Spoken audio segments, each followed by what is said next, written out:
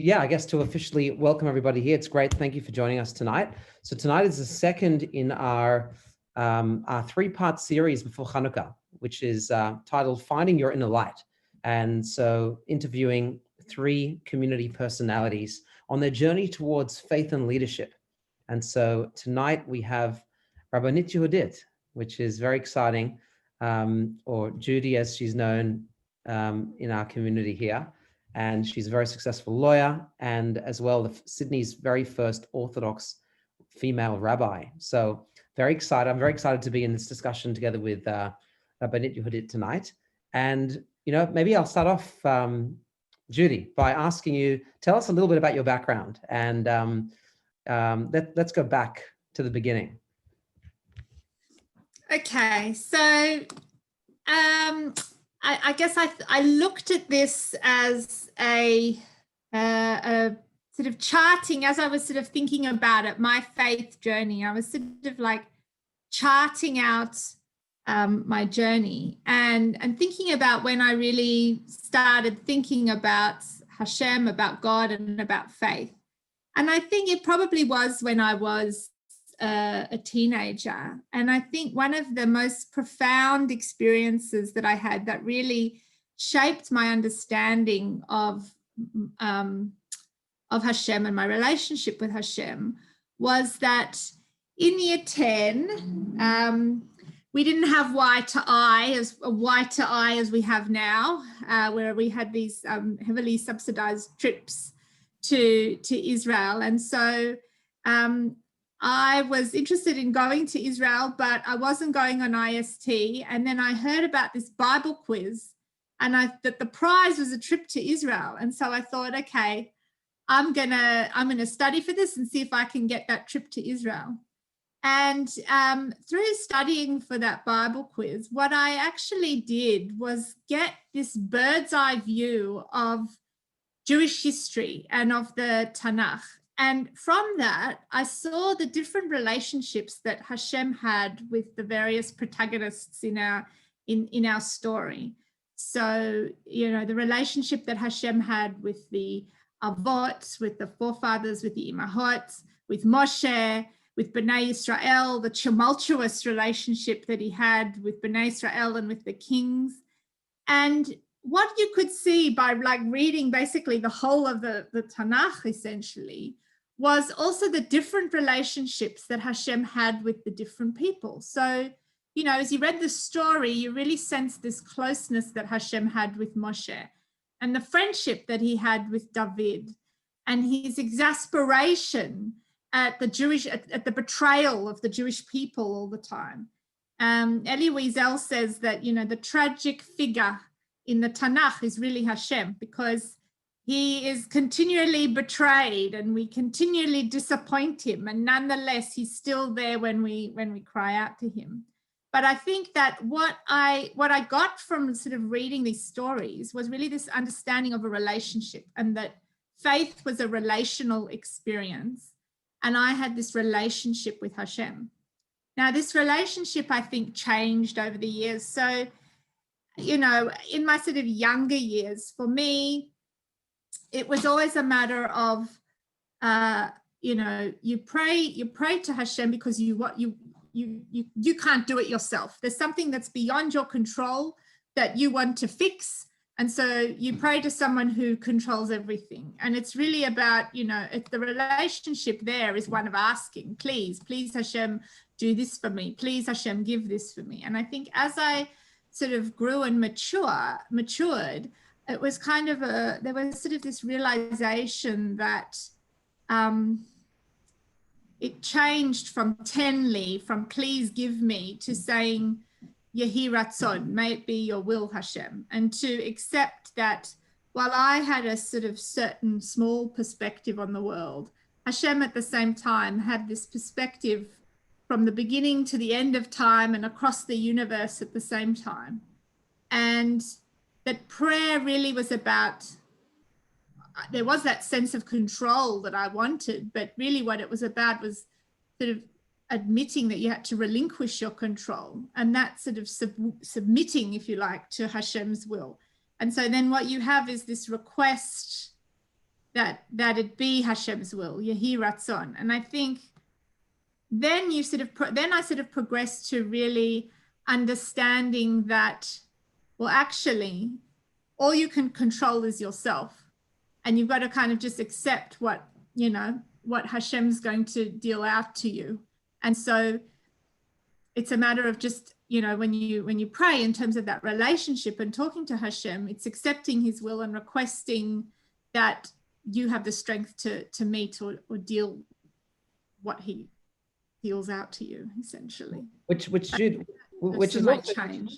Judy, to jump in for a second. I mean, it's also interesting how, it's often when you let go and you give up control. I think so much of our, perhaps, the troubles that we have today is that we try and control everything. And then when suddenly we realize that there's so much beyond our control, that's when, we start plaguing ourselves and things go haywire. But, if we can actually, like even that simple basic idea that Gam Zula Tova, this is for the best, this is Hashem's will. And when we learn to let go, often it liberates us. Yeah. I mean, I must be honest, I don't know if I necessarily am at the place of Rabbi Akiva of saying Gam Zula Tova, but I definitely see, particularly in light of COVID, and the pandemic and everything that we've faced this year, how, we sort of have this illusion, or we try to create this, there's this illusion of control that we have, because we, are very successful at doing lots of things in the world, in terms of science and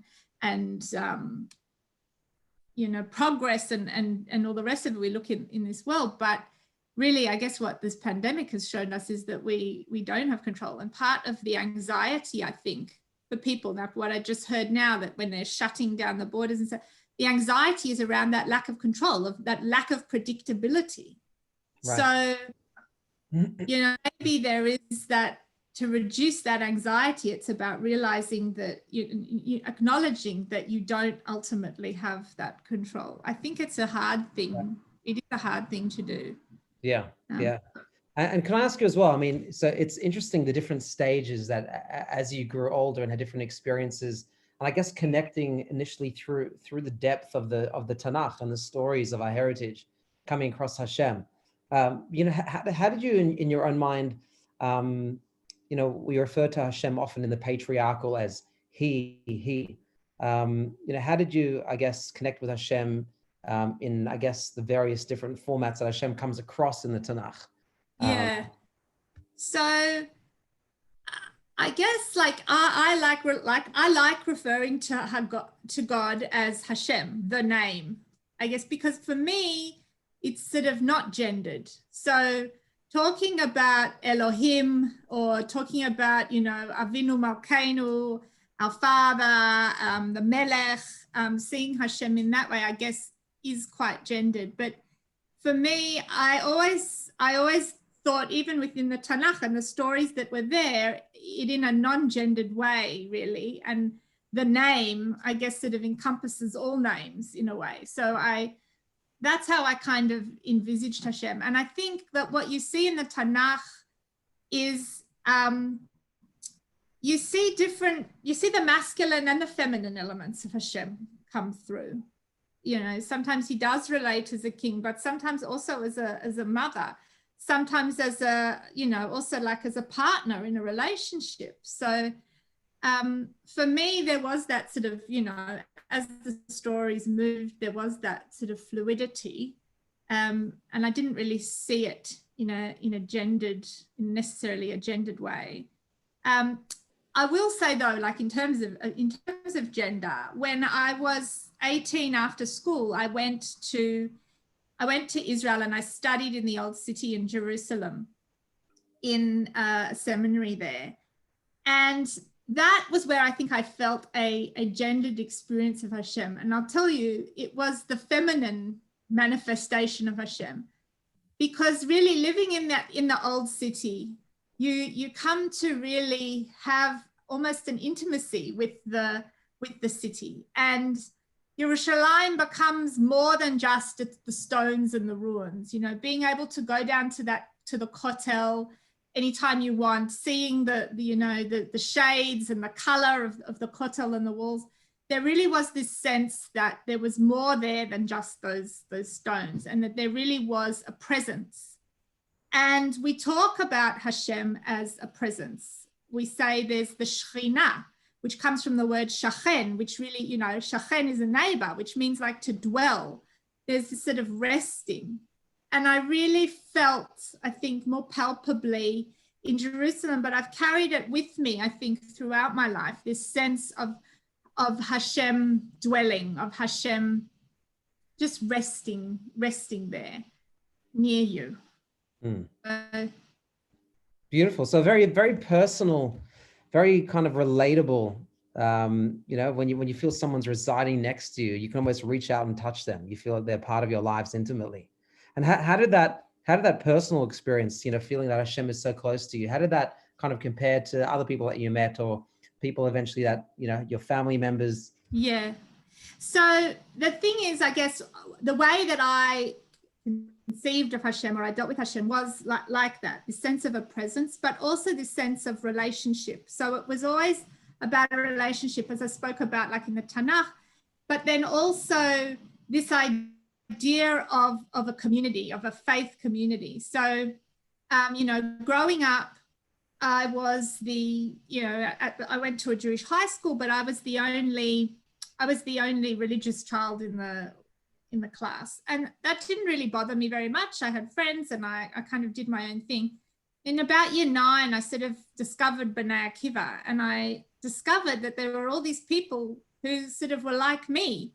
And there was this sense of entering a community, of being part of a community, that I think really resonated for me. And when I think about faith, I think about it as being part of a community. When I was in Israel and I studied at Midrashet Harova,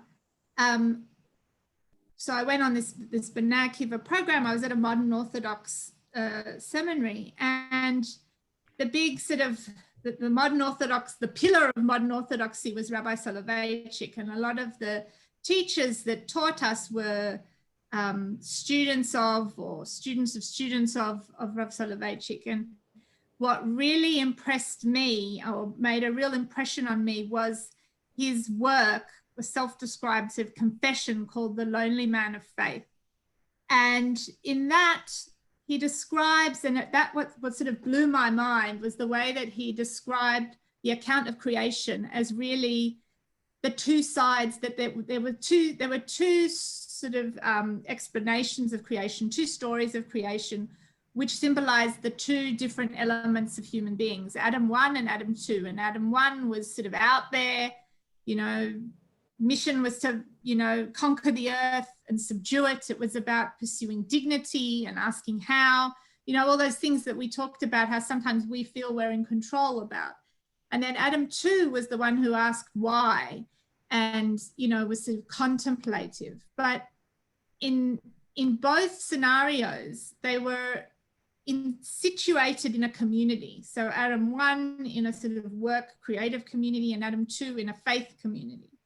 And in that faith community, God was part of that faith community. So really that idea of community and of a relationship and, you know, all that sort of culminated. So I had this very, I think, warm sort of understanding of faith, or experience of faith, where I had that sort of palpable presence, or that resting. I had a relationship with God. And when you talk about, you know, so in terms of how I related to people, I guess like I related, you know, earlier on to people who I sort of were similar to me through that way of thinking about community. But interestingly, when I met Tommy, when I met my husband, he had a totally different way of understanding God. And I think that it was partly, you know, he has a very sort of rational, logical approach. But I also think that his way of understanding Hashem is very much bound up in the trauma response to the experience that his grandparents as Hungarian Jews experienced, you know, suffering during the Holocaust. So he really viewed God as, you know, the God of Maimonides, of the Rambam. So, you know, the Greek philosophy and that rational, logical explanations for things. God was this all-powerful creator and controller, but not today, not a force that had any kind of personal relationship with your average human being. And I think that that sort of is borne out, you know, I had this nice little soft, warm faith because my family came from South Africa. And when I was growing up, the Holocaust was a subject I studied at university. There was no, at high school or, you know, in youth movements we talked about, but it wasn't anything necessarily so personal. Whereas for him, the Holocaust wasn't just a theoretical subject. It was the nightmare that his grandmother relived each night. So I think you then are forced to sort of deal with questions of suffering and you know, trying to reconcile that understanding of how God fits in that picture. And I didn't have that sort of experience or that sort of faith experience. And so I think what that did was help me. It pushed me to try and reconcile those two opposing views of Hashem and those two opposing sort of faith experiences. Yeah, how can Hashem be the God of so many different faiths and communities? How can he be both the creator and the master of the universe, but also have a relationship with me as an individual? So Judy, just before we get there, so coming back, so you met Tommy, right? And you had these very different attitudes towards faith. How did that, I mean, did that kind of endear you to each other? Was it like a bit of a, you know, was it something that kind of you debated in the beginnings of your relationship? Was it, because, you know, faith is something which is very important and very central to a person's identity, to many of us. And so, you know, something is as big of a difference like that, did it impact in the beginning in your relationship? Well, we had a chavruta where we studied the Rambam. That was our, where we studied the Mishnah Torah. So we were studying Maimonides. And I think it's an ongoing conversation that we have even to this day. You know, I think that also, you don't need to connect with people who are exactly like you. You know, it's good to be challenged. And I think hopefully I've sort of taken him in certain directions and he's, you know, drawn me in other ways. And that's how you grow, really. Yeah, and I think, you know, particularly those conversations about how you relate to Hashem, how you communicate your view of Hashem to both each other, but then to children, and then, you know, in world events, how you sort of see things play out, how you see challenges in your life play out. I think it's an ongoing conversation, but not one where we've necessarily entrenched ourselves in particular. You know, I think that definitely my faith experience now has aspects of that Rambam, those harsher aspects of God, you know, or sort of maybe a more cynical approach to understanding my relationship and, you know, the way God operates in the world. Right. Okay. Anyway, sorry, go on. I just wanted to ask that.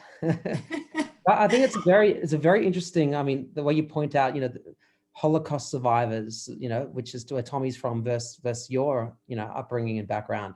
I think that's a very interesting analysis of, you know, the different approaches to how you view God. I find it very interesting. Yeah. So I think like that really now in my sort of later adult life that's kind of been the project around, you know, that faith experience or that faith journey is really reconciling those, you know, the personal relationship and that sort of palpable experience I have with, you know, Hashem being the God of justice and of mercy. Like, how does it work? Yes. And how does it work that you have these different views? And I think the go-to for me, and I guess like I did a lot of work in sort of interfaith and interfaith dialogue, and obviously the go-to there is Rabbi Jonathan Sachs. unfortunately, Zichrono Livracha. But, and I guess what resonated with me there with him was this idea of the covenantal community. Again, it's about the relationship and the fact that, Hashem has this relationship with faith communities, and that the faith community almost operates, and I'll talk a little bit about protest in relation to suffering, but the faith community operates as this protest against many of the values that unhinge us, I think, in our modern society around individualism and secularism. Because, and there's a few quotes that I like from him, but he sort of says, in the face of a deeply individualistic culture, we offer community. Against consumerism, we talk about the things that have value, not a price. Against cynicism, we dare to admire and respect. And I found that together with this idea of the common things that we have with people who have different ways of getting to Hashem or getting to God means, and he was this proponent of not just tolerating but respecting difference and acknowledging difference, and that idea of faith being something that is in a relationship, and that rather than finding Hashem out there, we find it in each of us, and you find Hashem in the people. And the other quote that that sort of really resonates with me about testing your faith, because often, when you're in interfaith dialogues, you say, well, you're encountering different points of view that are not what you could go one way. Does it strengthen you? Does it weaken your faith? And I think what he says is that the test of faith is whether you can make space for that difference. Can you recognize Hashem's image, that you are created in Hashem's image? Can you recognize that image of Hashem in someone whose language and faith and ideals are different? If you can't, then you've made God in your image instead of allowing him to see him in others. And so I think that really also resonated with me around that difference, around finding difference. You talked about difference in your personal relationships, but also then difference in relationships across that faith divide. And the other thing that Rabbi Sachs talks about is faith as an act of protest, or Judaism as the religion of protest. And really that Judaism was about sort of seeing, standing up for the underdog in a way. Judaism is about, it's not might is right, it's the sort of opposite. So there's always this this idea of protest that is there in our religion. And I think that sort of then came through for me and also resonated with me, particularly in relation to the idea of suffering and injustice, that it's about making known your dissent to those kind of things. And the leap from saying Judaism is a religion of protest to saying that actually the act of faith is an act of protest is something that Elie Wiesel talks about. So he says, he talks about faith as that act of protest, that even though Hashem appears to be not merciful or not just in some of the things that occur, that by saying, well, I don't care if you're going to do that, I'm still going to believe. And I really liked, we've just recently read in Parshat Vayera about the sacrifice of Isaac. I really like Elie Wiesel's take on that story, because basically what he says, and we think about Abraham did protest. When Hashem wanted to destroy Sodom and Amorah, he told Abraham, and Abraham protested. He said, does the judge of all the land not do justice? He was a bit chutzpahdik and cheeky in how he talked to Hashem. And then if we think about, so then you have this contrast with the Akedah, like, why doesn't he protest there? But what Elie Wiesel said is actually what he's like saying, okay, Hashem, you want me to do something that actually is not just and is not merciful and is not right. I know ultimately I have faith that that Yitzchak is going to carry on the journey. So just how far do you want to push me? You know, I'll go, you know, I'm going to keep pushing you until you relent and you do the just and the right thing. And I think that that's like a brilliant way of understanding Hashem and understanding our faith as this idea of protest, in terms of understanding the suffering that goes on in the world. Really beautiful. So is that something that you personally, you know, as you were, you know, growing and going, you know, through faith, like, is that something that you personally felt, like this protest, that no matter what Hashem does to me, you know, to whatever I see around me in the world, I'm not going to let it, you know, get the better of me. I'm going to still keep to what I believe in. And is that something that you personally felt like inspired by as you went along your journey? Yeah, I think as I sort of, you know, adopted a more sort of cynical outlook, thanks to my husband, on the world, that was like I thought that's a really refreshing way of thinking about challenges and thinking about it in that way.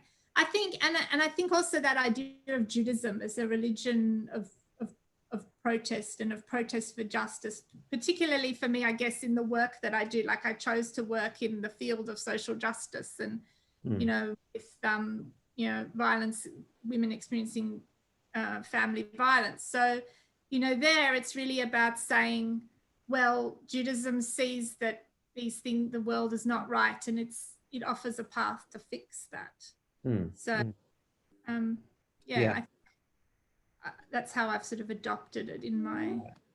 And so what then inspired you to take the next step, which is not only were you inspired and committed to your faith, but then what about leadership? You know, you've obviously taken that massive leap to study and to become a Rabbanit, to become a female rabbi. And so what made you take that step?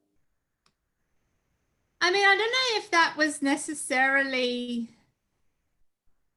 I don't know if that's necessarily linked to, well, I guess it is in a way. I guess like that's the logical extension is that I sort of saw that Judaism is this amazingly beautiful, rich, meaningful religion and way of life. And that for many women, they don't necessarily connect with it because they may dismiss it because they haven't necessarily had that access, or they feel somewhat alienated. And so I guess that was sort of the approach of saying, well, you know, I can facilitate that connection and, you know, to see that beauty and to see that meaning and to really facilitate as much as possible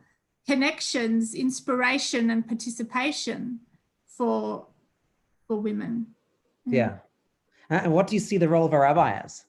Like, you know, what does a rabbi mean to you? So I think that for me, the rabbi sort of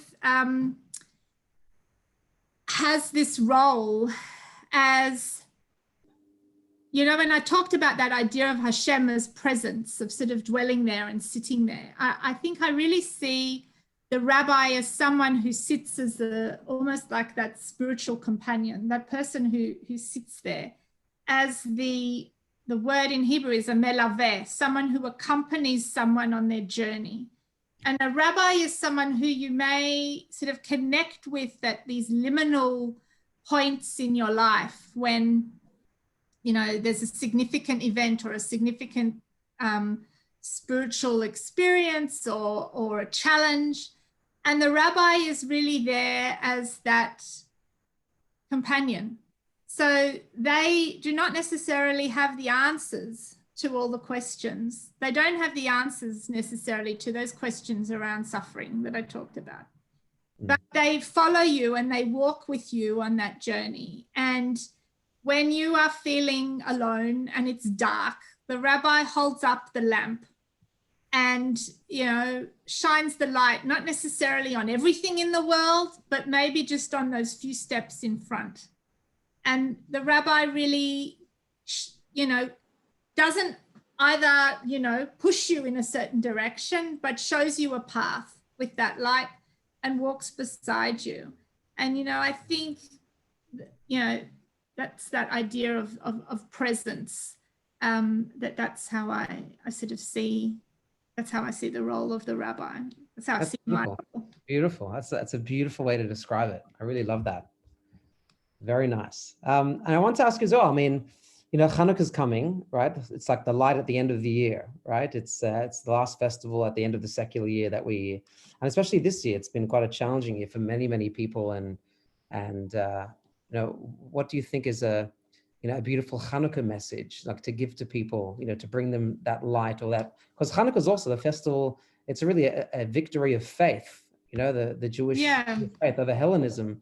And you mentioned individualism before, and it's about community over individualism, and there are so many beautiful messages that we could bring into this about Chanukah, and even the what you mentioned before about finding the flame of God around you, and the fact that Hashem, the Kabbalists speak a lot about how the infinite nature of God and how Hashem is in everything that's around us, and just like in a relationship, you often do things that you never think you would do normally, but for the sake of someone that you love, you'll push yourself, you'll go to an extreme that you never knew was possible.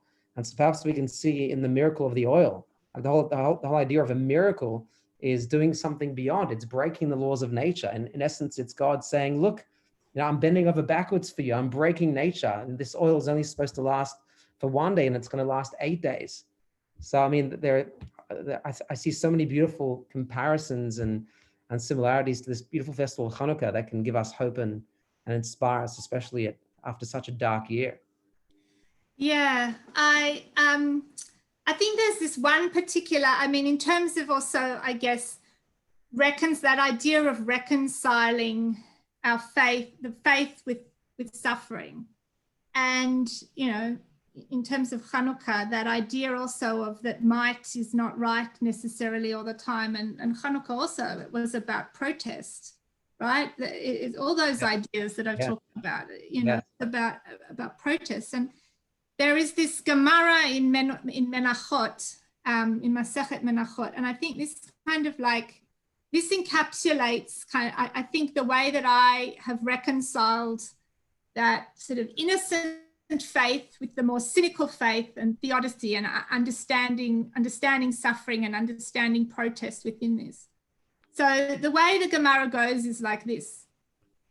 We see that Moshe goes up to Har Sinai and he sees Hashem there, and he says to Hashem, what are you doing? Because he sees Hashem there, and Hashem is described in the Gemara as sewing the crowns onto the letters of the Torah.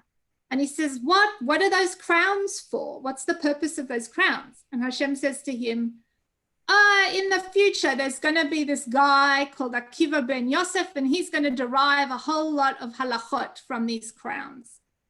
And Moshe is confused. He doesn't understand. And so Hashem basically, time travels him and takes him to the Beit Midrash of Rabbi Akiva. And he sits in the back row of the Beit Midrash of Rabbi Akiva, and he hears Rabbi Akiva teaching, and he can't understand a thing that Rabbi Akiva is teaching. He can't follow that Gemara shiur. He can't follow along. How can it be that Moshe, who's the one that was given us the Torah, can't even follow the Torah that is then given down in generations? And then finally, one of the students quips up and says to Rabbi Akiva, but how do you know this? And Rabbi Akiva says, that's Torah mi Moshe mi Sinai. And then Moshe was sort of quietened, and he was sort of settled, it says. And then he's, in awe of this Rabbi Akiva, and, he's sort of taken the Torah and expanded it. He says, and what was the end for Rabbi Akiva? What happened to Rabbi Akiva? And so then Hashem shows him, and he shows him basically the Roman meat markets. And he says, Rabbi Akiva, this is where his flesh was sold. And Moshe is, devastated. He protests. And Hashem's response is basically shtok, shh. Because, in the face of that suffering, really there isn't really anything to say, and there isn't necessarily a response to that. And I think that perhaps this story was also put in the Gemara as that kind of type of protest, right? The rabbis share their dismay at the suffering of the righteous, and they don't like it, and they can't explain it. And they put this narrative there so that future generations can kind of grapple and confront this problem. Because the beginning of the story very nicely and neatly explains the expansive nature of halakha and how we have the Torah as our core, but then we have really a human, halakha is essentially a human endeavor and expanding and extrapolating on the law. But when it comes to like what actually happens to our end and how do we justify this suffering, the answer is shh. And so, now comes me as a rabbi, a woman rabbi, to interpret this story and take this story further. And I think the way I see this story, it sort of sits with my understanding of Hashem, and the way that I have really come to understand Hashem, taking into account the idea of presence, but also this idea of inexplicable suffering, is to understand Hashem as the distracted mother. So there was this viral video that went around of a woman teaching, working from home, pandemic. She was giving a interview on the TV about some very important topic. I think it was like national health policy or something. This was in Britain. And in the midst of her interview, in walks her child with a picture of a unicorn and starts asking her, where can I put this unicorn? Where can I put this unicorn? And she's going all over the place. The mother's in the room. She keeps going with the interview, right? But she's got her eye on the daughter, and the daughter climbs up and climbs over her and she's like holding her at the same time as talking. And then there comes one point where she doesn't respond to the daughter because she's talking, and the daughter keeps nudging her, and then she just says shh for a minute, and she keeps talking, and then she goes back to the daughter. And I think like this, if I reinterpret that story in Menachot, really with thinking of Hashem, we talked before about the gendered nature of Hashem. If we interpret that story as, Hashem as the distracted mother or as the working mother, here comes the child Moshe, he comes up Har Sinai. What's Hashem doing? She is sewing, she's sewing the crowns onto the Torah. It's women's work, right? She's doing there's this feminine task that's being done. And then, Moshe asks about this, what are you doing? And she does, the quintessential educational thing. She doesn't tell, she shows, shows Moshe like what will be in the future. And, Moshe doesn't understand. And so, that's the encounter with suffering. And he sort of wants her attention, which is like the girl who wants the attention. And I think sometimes the pain that we experience, we talk about, the suffering as Hashem's withdrawal. Sometimes the hand is withdrawn, that hand of affection, or that loving hand is withdrawn for whatever reason. And yet the presence is still there. That presence is still there. Just maybe the direct attention isn't quite there.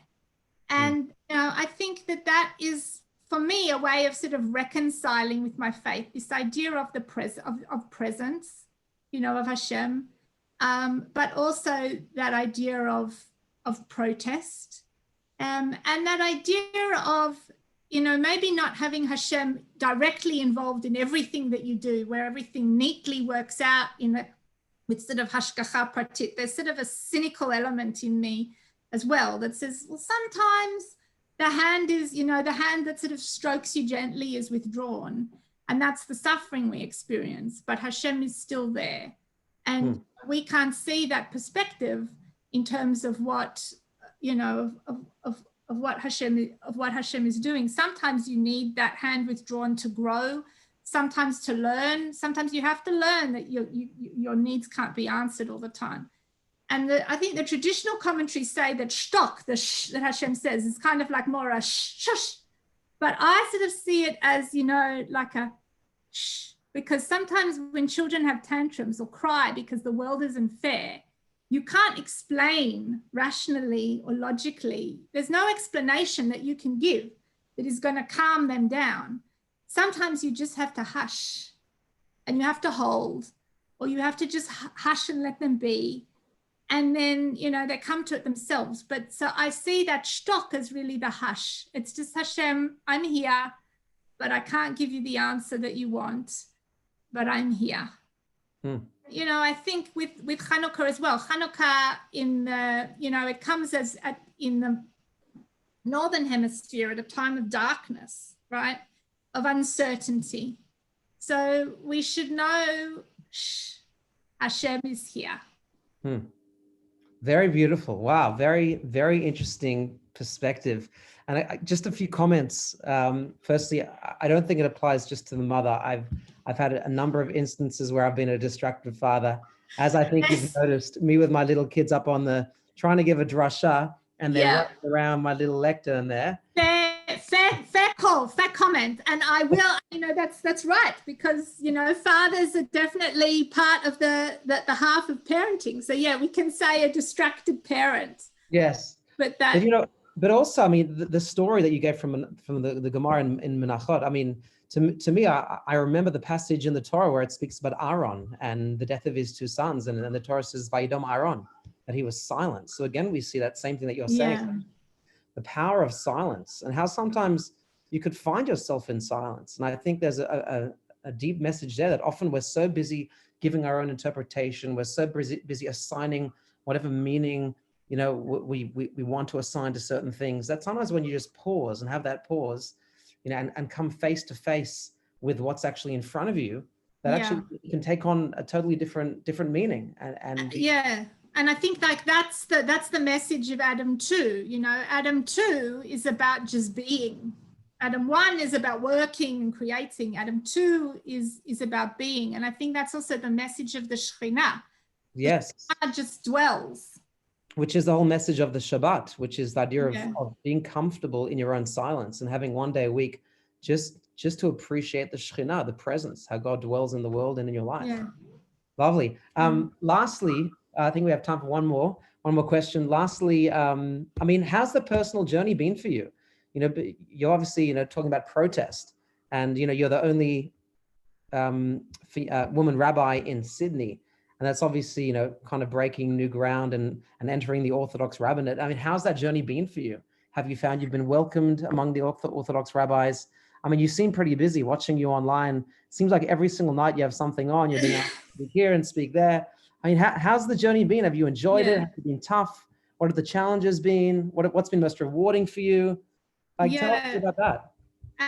Well, I think, while protest is important, I think the other way that that might be also in relation to Hashem, but the way that I've sort of approached this whole thing is really through that idea of community and consensus. And I think, I've been really bowled over and blown over by the community and the positive response that I've had, that the community has had, both in terms of the community and also in terms of the rabbis in Sydney. I mean, you're a case in point, have been very, very welcoming. And, I think that a number of rabbis have approached me, have called me, have said Mazel Tov. I've spoken in different shuls. I've collaborated with different rabbis, They like my posts on Facebook for what that's worth. I think there is really that sense of it's about building consensus. And I think that, you can take the protest comes in the long game in terms of, what we are working towards, which is really something that I think is common. It's about finding the commonalities, within Orthodoxy, which is strengthening Judaism and strengthening people's connection. So I think that both the community's leaders and the community itself has responded really positively to that message. And so I'm speaking and I'm teaching, and people are calling me with questions and with challenges. And I feel like, it's an honor to be able to give over what I can and share what I can and help where I can. And I think that kind of sums it up, Judy. I think that's why you've been welcomed, and you come across, as we've seen tonight in the past 45 minutes, you bring an authenticity, you bring a depth and a connection to real learning, and you're very sincere and you're very likable. And I think that's why you've just been completely welcomed, because what you see is what you get, and you just want to teach Torah and inspire people with Torah and empower women, which is so important. And real kudos to you. Well done. Yishakach to you for persevering. It's been a journey, and you've persevered despite whatever challenges you've had to face in your own personal private life, but the journey itself. And the distracted mother, wife. It's so bad for the children. They learn also, so it's good. Yeah. And we're very proud to have you in our community in Maroubra as well. So thank you very much. I love our community. And from strength to strength. And with that, actually, there's one question came through in the chat, Judy, from Yaakov. Yep. He wants to know if there's any particular book or YouTube or something from Jonathan Sachs, or one of the things that you've been inspired. You mentioned a few works tonight, Lonely Man of Faith and others. Is there anything in particular that you can, recommend people who want to further? So, Lonely Man of Faith is Rav Soloveitchik. Rabbi Sachs, I really came to Rabbi Sachs through interfaith dialogue. So the book that sort of stands out for me there is The Dignity of Difference. That's the book that sort of resonated with me in relation to that. I also, just looking at his covenant and conversation on the Parsha is also a good way of sort of getting an introduction to Rabbi Sachs and his ideas. That Dignity of Difference, I quite like that one also. Cool. All right. Thank you, Rabbanit Judith. Thank you for your time. And I've really enjoyed having this discussion with you. Thanks very much. Thank you for having me. And Shabbat Shalom. Shabbat Shalom. And thank you, everyone, for joining. Laila Tov. Good night, everybody. Thank you. Shabbat Shalom. Shabbat Shalom. Thank you very much. Shabbat Shalom. Shabbat Shalom.